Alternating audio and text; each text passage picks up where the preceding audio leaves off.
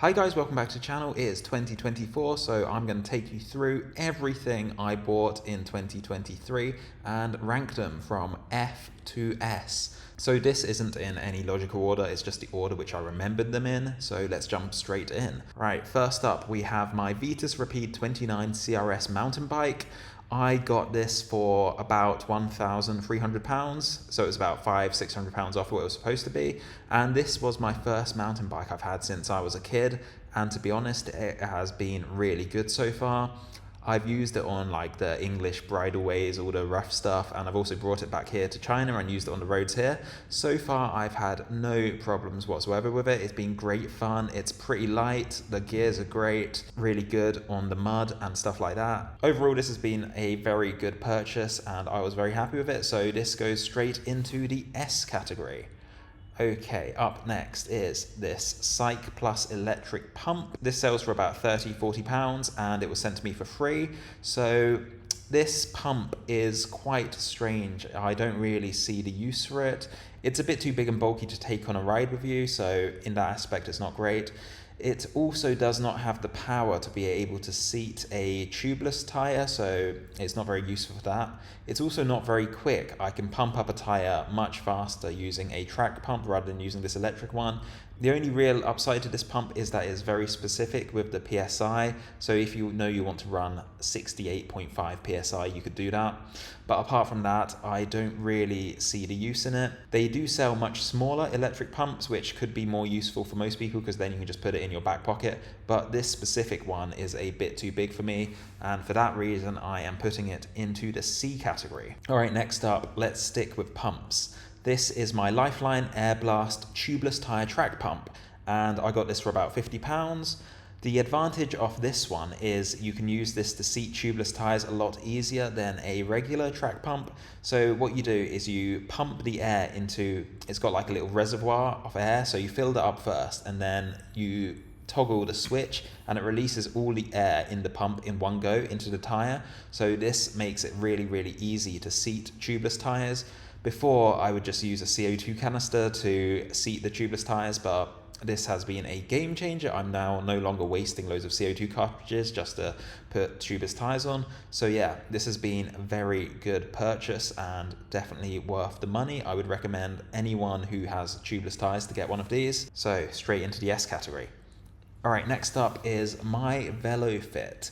So this is a website that helps you improve your bike fit by filming you on the indoor trainer. It's about £35 and it uses AI to improve your bike fit. I tried this out to see if it was any good.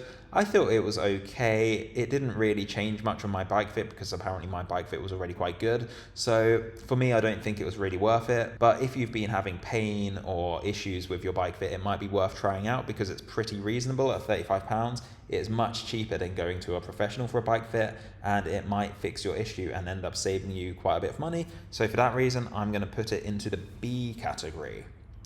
All right, next up are my Specialized Recon Frees. This is a pretty expensive pair of gravel shoes. This is my first ever expensive set of shoes from like a proper brand.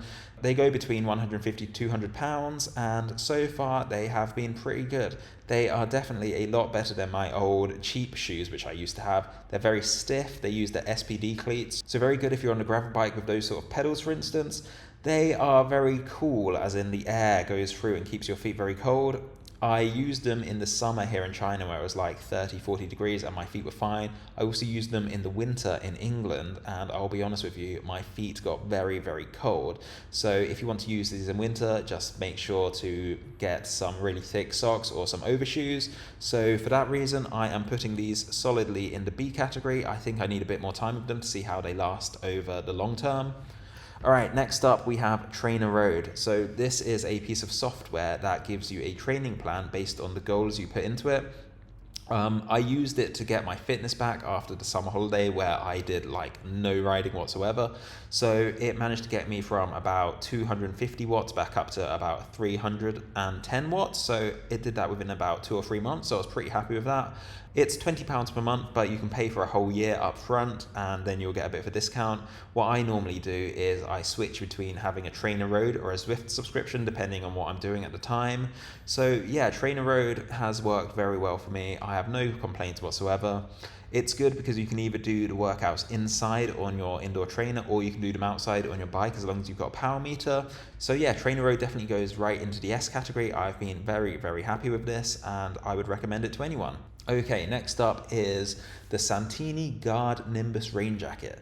So this is a pretty expensive rain jacket, coming in at 159 euros. I bought this about a year ago now, and it has not actually had that much use. The one time I did actually have to use this jacket, it absolutely chucked it down. It was like torrential rain and the water went straight through it. So I do not think this jacket is really that good considering the price. Maybe it was just too wet for it. Maybe it's more for smaller downpours. But in the torrential tropical rain we had here in China, it did not really do much. So for the price, I was pretty disappointed with it. So that goes into the C category. I would not recommend it. So next up is my GoPro Hero 11. This is a pretty standard action camera these days. It's £350, which is pretty expensive, but it's just a necessity when you have a YouTube channel. It's pretty good. You can just strap it onto a chest mount, or you can strap it directly onto the bike. The quality is really good considering how small it is. I've had no problems with it whatsoever. It's pretty reliable, good quality video. The sound is all right. So overall, I'm going to put this into the B category, mainly because there's not really that many choices when it comes to action cameras, so GoPro is just my go-to one. So next up we are going to talk about energy gels. This is the SIS Beta Fuel. So these go for between £1 or £2 depending on if they're on deal. So before I was in the category of not spending lots of money on energy fuels like this. I would just get the cheap ones from Decathlon, but I actually saw these on deal once for like half price, so I thought I'd give them a go. And I'll be honest with you, they are a lot better than the Decathlon ones. And the reason I say that is because when I used to take these on really long rides, like 100 kilometers or so, if I were using the Decathlon gels, I would get home, and as soon as I stopped moving, my stomach would be churning and I would have to go to the loo straight away. But ever since I started using these ones, my stomach after the rides has always felt much better. During the ride, I never had a problem regardless of which gel I used, but after the ride, I feel a lot better now. I'm not sure I'd pay full price for these, but if I'm going on a really long ride and I want to be sure my stomach will be fine for the whole thing, I will definitely take these instead of the cheap gels. So these are going to go straight into the S tier. So next up, we're going to stick with the fueling. This one is putting sugar water in the bottle. So like I said previously, I would just use the cheap Decathlon gels, but on shorter rides anyway, I've started just putting sugar into my water bottle. This is all right for just like 1 or 2 hour rides where you won't need to stop to refuel. So I think this is really good. I've had no problems with my stomach when I've done this either. It's so much cheaper than just getting gels, and it takes no time to prepare either.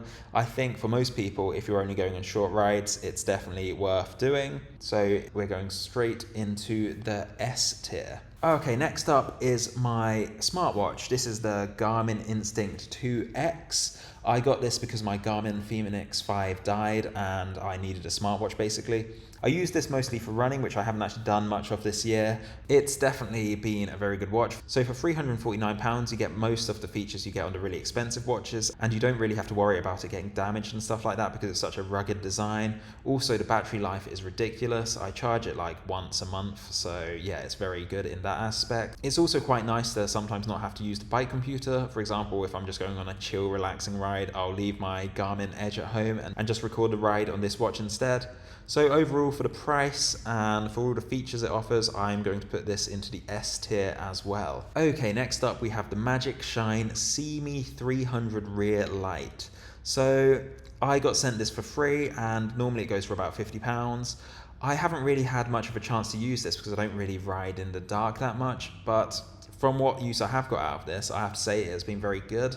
Normally I would run a Magene radar light on the back, and I ran this a few times with that, and this light, the Magic Shine, is so much brighter than that. It is probably double as bright. So if I were doing a lot of riding at night, I would definitely use this light instead. It is really, really bright. It's heavy and really well built. It's very, very solid. I would really recommend this. I don't know how long the battery life would last, but I reckon it will be enough for most people. You can set it into different modes as well, so you can have like flashing lights or just a solid one depending on what you want.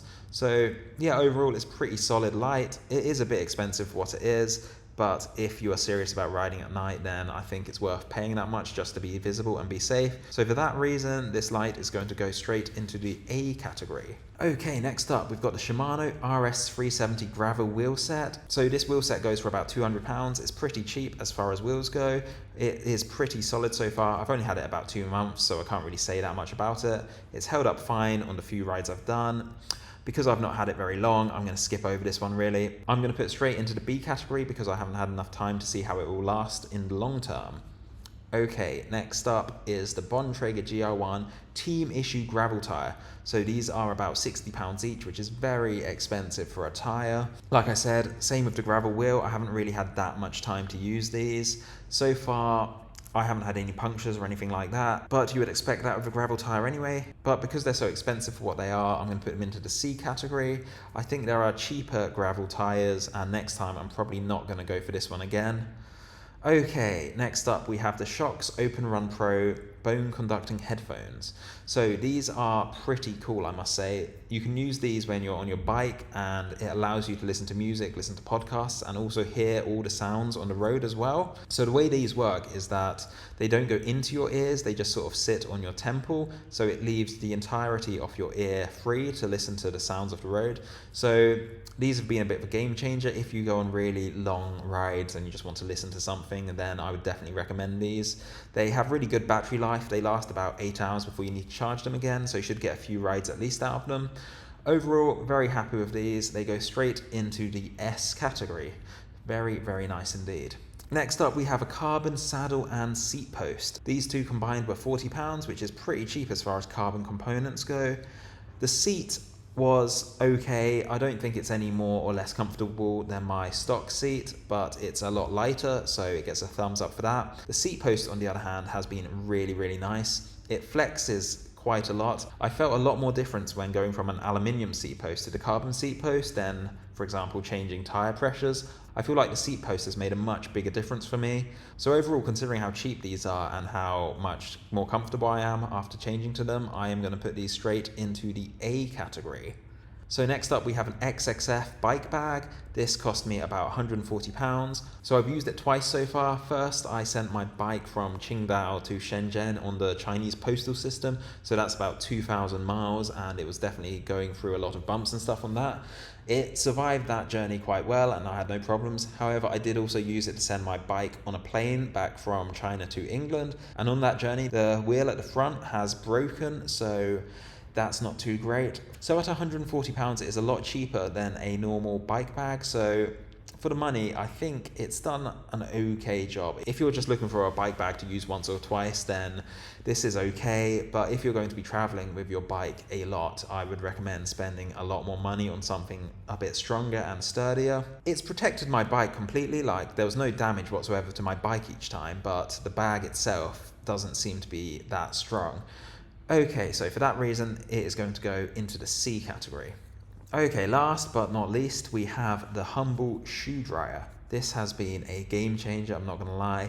So what this does is when you come in from a wet ride, all you do is you slide your shoes over the top of this and it blows nice warm air into your shoes. You set it on a timer, mine goes for 2 hours and then turns itself off automatically.